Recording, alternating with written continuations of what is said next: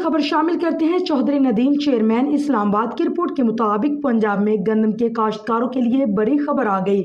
वज़ीर आला मरियम नवाज ने गंदम के काश्तकारों के लिए खसूसी पैकेज का ऐलान कर दिया।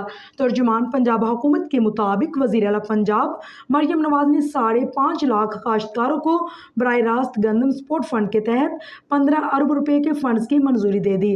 तर्जुमान ने बताया कि गंदम के काश्तकारों को किसान कार्ड के जरिए बराह रास्त पैसे मिलेंगे। इसके अलावा वज़ीर आला मरियम नवाज ने इस साल गंदम के काश्तकारों के लिए आबियाना और फिक्स टैक्स में भी छूट का ऐलान कर दिया।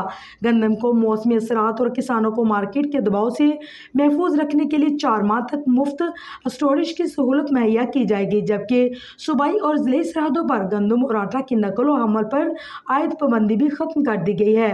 वज़ीर आला मरियम नवाज का कहना है कि वो किसान को नुकसान नहीं होने देंगी। अगर काश्तकारों ने गंदम लगाई तो उन्हें भरपूर मुआवजा मिलेगा।